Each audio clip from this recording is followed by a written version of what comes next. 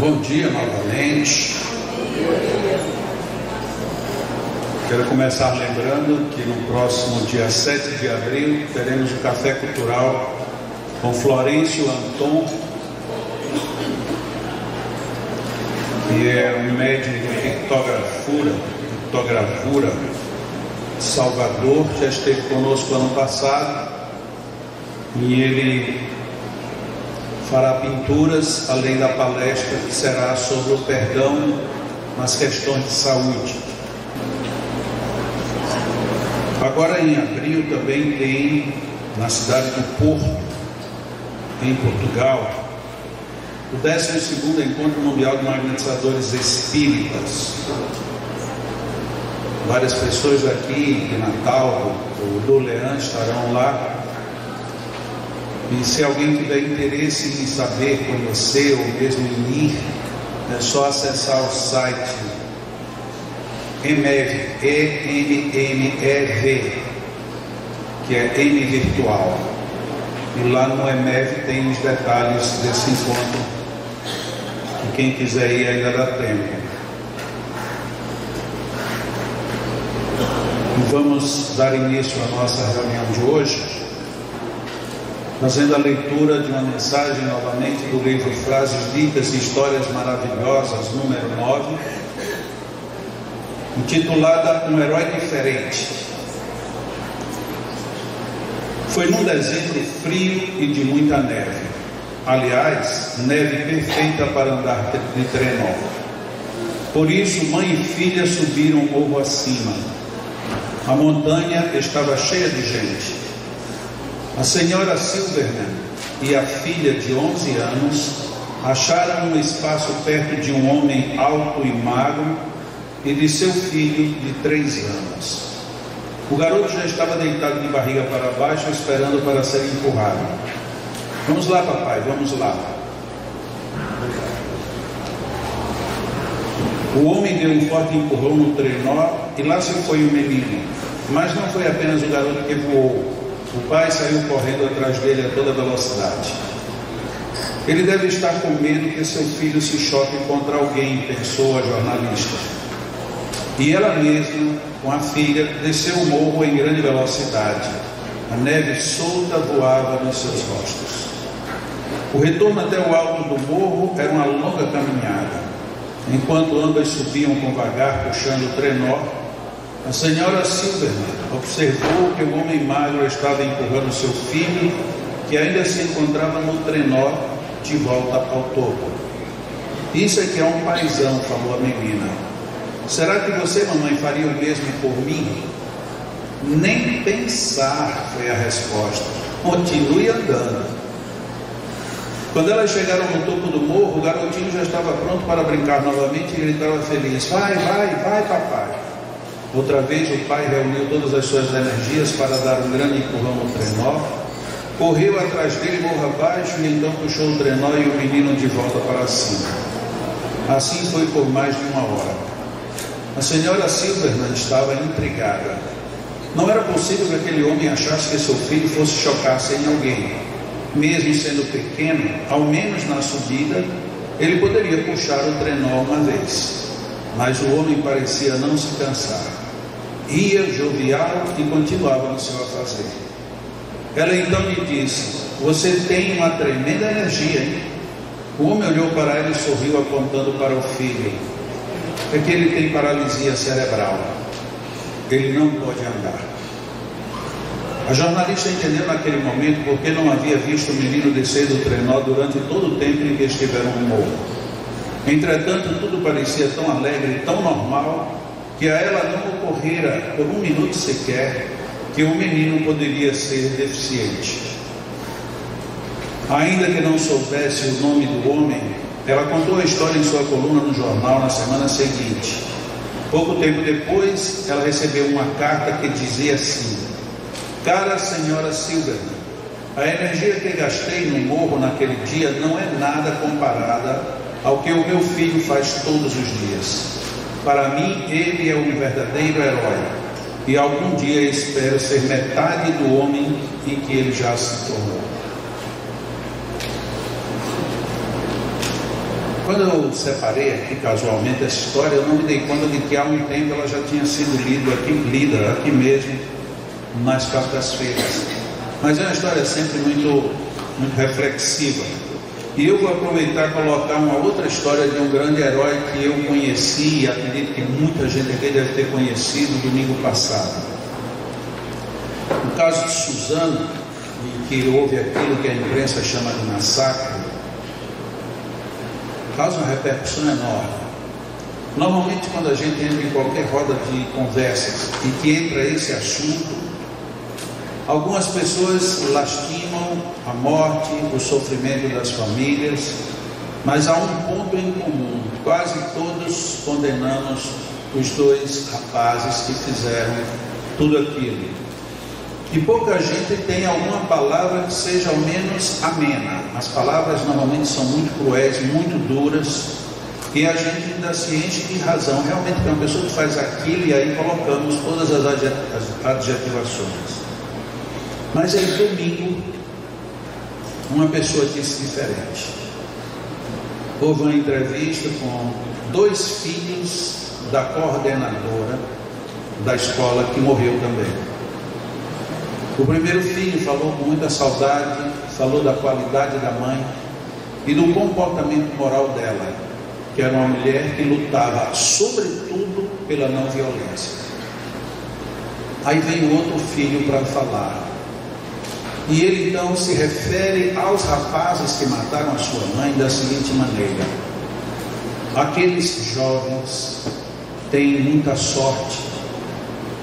Eles morreram no mesmo dia que a minha mãe, e a minha mãe vai acolhê-los e educá-los. Eles têm muita sorte. Eu, na mesma hora, foi instantâneo, eu chorei. E não chorei aquele choro de convulsão, não. As lágrimas desceram de forma extremamente instantânea e natural. Eu disse: como é que alguém já chega nesse ponto onde está o mundo inteiro revoltado contra e só vendo tudo de forma negativa, e vem o filho doído, porque ele também chorava, mas dizendo com a maior tranquilidade: que sorte que esses rapazes tiveram, eles vão ser recebidos e acolhidos por minha mãe.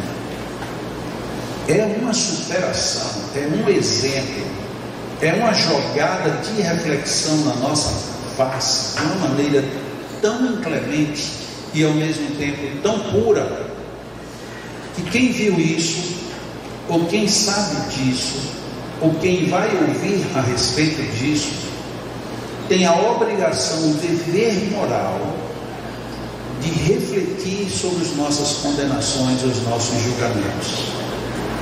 Na historinha de hoje, a jornalista Silvia, ela estava criticando apenas porque a criança não se levantava do trenó para subir, deixando ao pai todo expulso. E talvez qualquer um de nós que estivéssemos no lugar da senhora Silvia, teríamos tido absolutamente a mesma emissão de julgamento negativo. A gente muito dificilmente consegue ver nas situações mais duras o aspecto bom. Por isso que a mim me impressionou muito, mas muito, me fez refletir muito. E comentando com uma pessoa, já na segunda-feira, uma pessoa disse assim: certamente é espírita. E eu disse: certamente é alguém que já progrediu bastante. Não importa que ela seja ou deixe de ser o que quer que seja. É uma visão muito rica. É uma visão onde você consegue sair de todo o torvelinho, de todo furacão. Você sai daquilo ileso e diz para a humanidade toda: existe sim uma lógica que a minha mãe levava. A minha mãe dizia que para resolver todos os problemas só educação, e ela não iria chegar do outro lado perdendo isso que ela lutou até o último instante da vida. Pelo contrário, ela deve chegar lá dizendo: realmente eu preciso educar agora esses dois. O filho está certo. Vai ser uma tarefa fácil? Provavelmente não, até porque para ela ficar no nível de retê-los consigo, ela vai ter que ter uma renúncia ainda maior. Ela deve também sofrer muitos abalos das outras pessoas. Mas esta visão dele cala todos nós. Cala porque a gente tem que repensar quais são as vibrações que nós estamos emitindo. Ontem Lu me contou uma história de uma amiga dela, em que a amiga disse assim: eu já tenho um rim e sou capaz de dar os dois para conseguir isto. E aí ela fez a pergunta óbvia: você doou um rim? Ela disse: não, é força de expressão. Ele disse: você sabe que você gera em seu corpo uma rejeição que o seu rim pode identificar como tal, e que você emitir esse tipo de sinal, você pode produzir em você uma desarmonia tal que depois você não vai ter mais como rejuntar. A pessoa faz: nossa, como você é pessimista. Nossa, como nós temos que refletir sobre o que a gente pensa, sobre o que a gente faz, sobre o que a gente fala. Nossa, como a gente não pode dizer bobagens. A gente pensa que o corpo, ele é insensível. Não, não é. Tanto que basta uma topada, um espinho, qualquer coisa, e o corpo já reclama. Mas todos nós sabemos que o nosso corpo é gerido, administrado, comandado, controlado pela mente. Todo mundo sabe disso. E quais são as ambições mentais que a gente produz para isso? E no prolongamento da nossa conversa, ela me disse uma outra coisa. Eu tenho uma pessoa muito querida, de muito tempo, e que um dia ele atropelou uma pessoa. Atropelou, e quando viu que o negócio foi feio demais, ele fugiu. Ele não prestou socorro. Se escondeu durante 3, 4 dias, e depois ouviu no noticiário que a pessoa tinha morrido no próprio local do acidente. Ele se justifica: se eu tivesse ficado, não teria salvado. Se eu tivesse ficado naquele modelo daquela época, eu iria preso. Se eu sair do flagrante, eu não sou preso, porque a lei forçava você a fugir do local. Hoje a lei tenta ajustar esse processo. Se você foge, isso agrava a sua pena. Antes era o contrário. Se você socorresse alguém, levasse para o hospital, quando você chegasse no hospital, você era preso. Então ninguém socorria ninguém. Era quase que ato contínuo. Você acidenta, você foge, você se esconde. Foi o que ele fez. Então ele tinha uma cobertura legal para fugir, mas a consciência não entende isso. E na conclusão da nossa conversa, ela disse assim: na família dessa pessoa, todos morreram com idade avançada, e não tem na história dos pais, dos avós e dos bisavós nenhum tipo de registro de doença cardiológica, em nenhum deles. Só teve uma exceção: ele morreu jovem e morreu com problemas cardíacos. E qual foi o problema cardíaco dele? O coração começou a crescer, e foi crescendo, crescendo, crescendo. Chegou a fazer uma cirurgia onde decepa metade do músculo. Resistiu muito pouco tempo, parece que 6 meses depois da cirurgia ele morreu, porque o coração continuava crescendo. Analisando apenas psicologicamente, quem estava inflando aquele coração? Os traumas, as neuroses, todas aquelas perturbações que eu não enfrentei, mas que por dentro vão me destroçando, e destroçam qualquer parte. No caso dele, pegou-lhe o coração, porque geneticamente não havia razão nenhuma para ele sofrer daquilo, nenhuma. E nem ele tinha um comportamento que levasse o coração àquele processo de degeneração sozinho. São as emoções que a gente guarda e não resolve. Aí a gente começa a fazer coisas, a dizer coisas, a produzir coisas que vão nos complicar amanhã. Quando Jesus falou para que a gente não julgue, não era para que a gente não julgasse. Quando ele complementa, porque será do mesmo jeito que sereis julgados, ele estava dizendo exatamente a mesma coisa. Esse padrão que você elege para a sua vida e para as suas reflexões é o padrão que vai gerar o seu mundo íntimo, se é que já não está gerando. Então, todas as vezes que eu vejo alguém que fez alguma coisa má como um bandido, todas as vezes que eu descubro que o meu julgamento do outro é o pior possível, não é porque eu sou realista. A maioria das pessoas que usam essa expressão não está sendo realista, está sendo inclemente, o que é um mal dentro do universo de virtudes que a gente teria para desenvolver. Não é a gente ser hipócrita, não é a gente ser dissimulado, não é a gente não querer ver, mas como a gente interpreta tudo é que diz do que nós somos. Por que a gente dificilmente tem essa opção de um melhor olhar? Não é um melhor olhar para dizer eu sou bonzinho, é porque eu vejo dessa maneira. E uma situação que é muito ruim ainda para complicar tudo isso é que nós costumamos não aceitar que alguém pense desse jeito. A gente não aceita. Você vai me dizer que você não viu? Não, eu vi. E depois do que você viu, você ainda está dizendo isso? Sim, a maneira como eu encaro. Não pode. Isso não existe. Você está fingindo, você está se escondendo, você está querendo disfarçar. Não é. É por que me incomoda isso? Me incomoda porque eu não tenho estatura moral para reagir da mesma maneira que você está fazendo.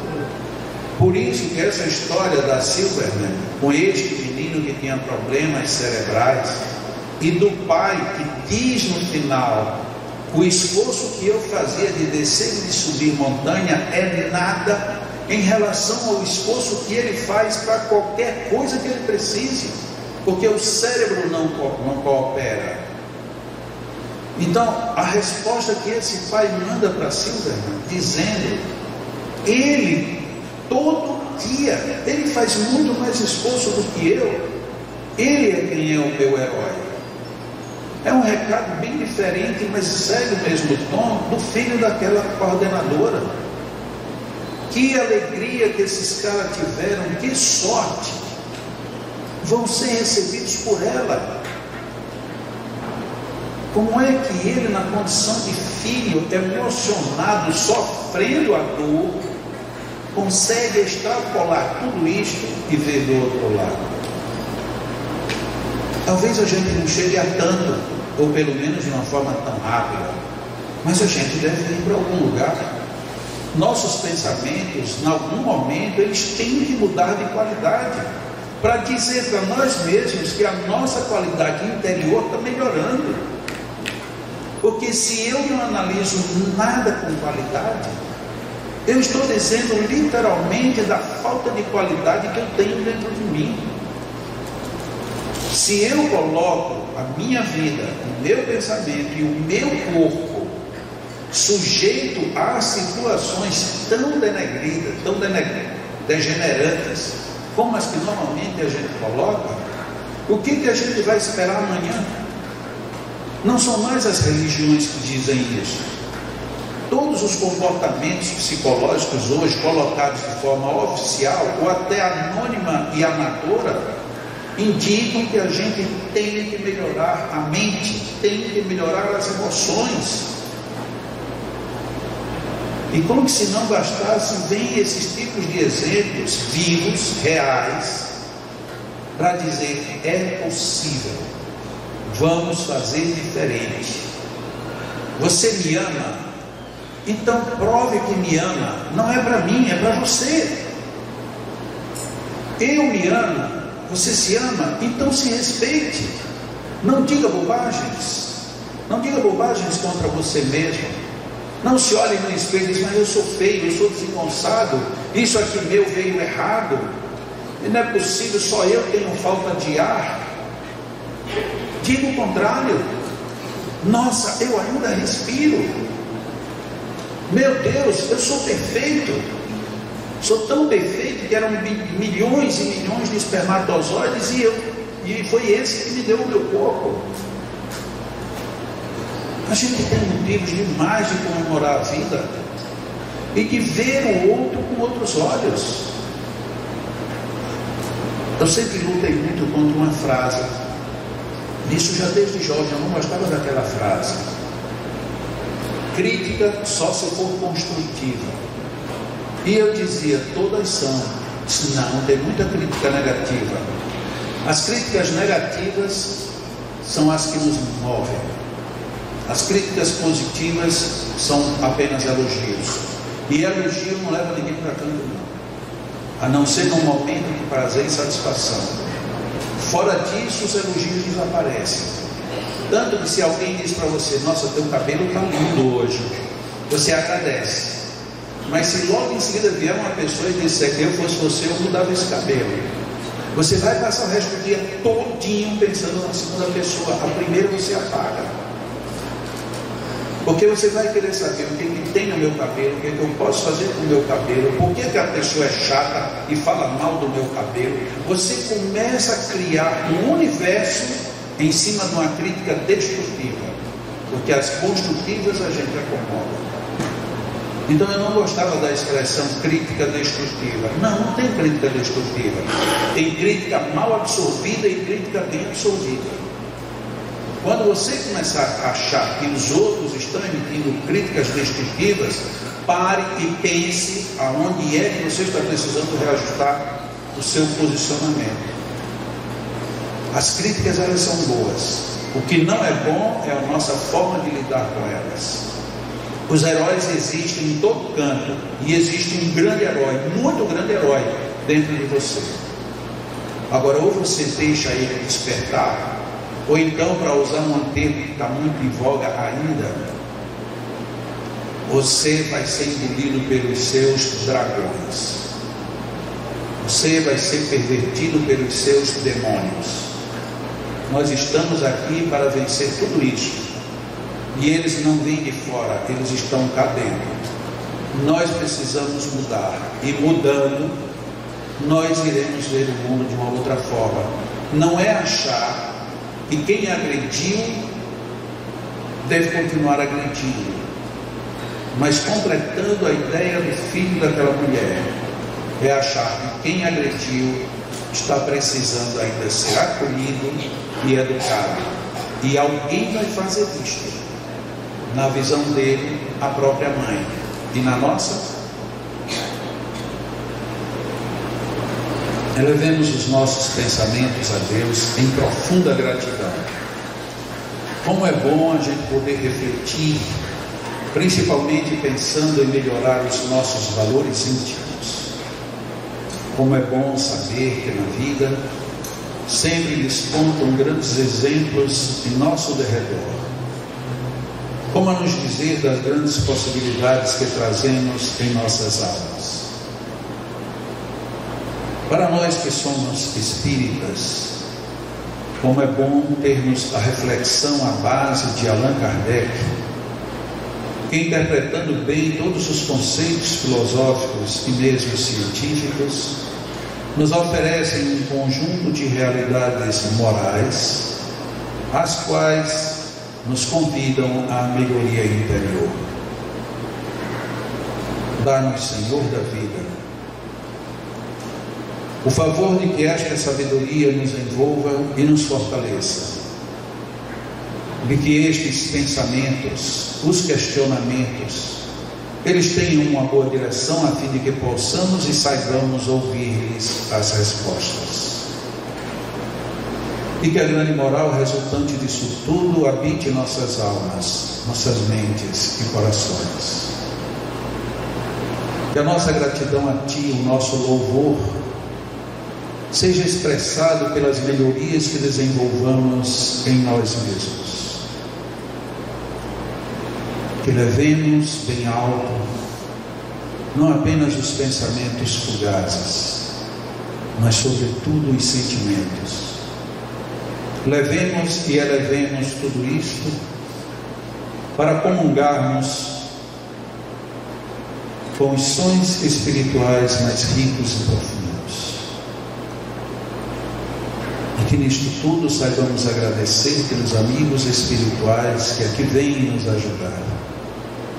Que as bênçãos que vivemos aqui neste ambiente e onde estivermos em sintonia com o bem, elas nos favoreçam sempre com os suportes morais, emocionais, psíquicos, espirituais que precisamos ter. Que agradeçamos as dificuldades como aulas que precisam ser aprendidas. Que recebamos os reveses da vida como chamados a reflexões para descobrirmos o que ainda podemos fazer e o que devemos deixar de fazer. Aproveitemos enquanto estamos a caminho. O bem nos acompanha sempre. Nossos magnetizadores nos ajudam com os seus fluidos na tarefa em que os espíritos amigos e os nossos anjos guardiões desempenham nos envolvendo. Aproveitemos todos esses fluidos, inspiremos profundamente, retendo por um pouco o ar e depois liberemos expressando a nossa gratidão. Inspiremos, retenhamos e liberemos os fluidos com gratidão. Façamos uns 3 exercícios de respiração.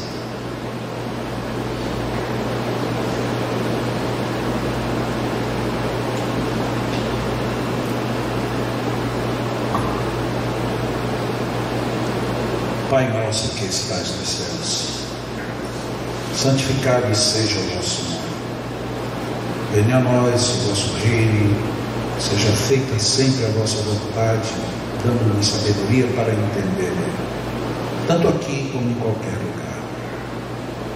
O pão nosso, o sustento espiritual, psíquico e físico, dá-nos sempre. Perdoa as nossas dívidas, como perdoamos a quem nos deve. Não nos deixes cair em tentações, livrando-nos de que nós venhamos a praticar o mal. Recebam os bons amigos espirituais as nossas preces e o nosso agradecimento pelas bênçãos que vocês nos trazem.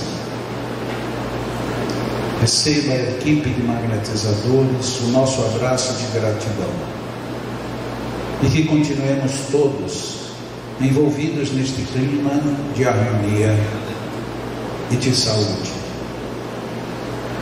Os nossos magnetizadores vão magnetizar nossas águas e nós ficaremos aqui em oração, aproveitando para respirar um pouco mais este clima delicioso do bem, ao mesmo tempo em que continuamos expressando a nossa gratidão a Deus. Que assim seja.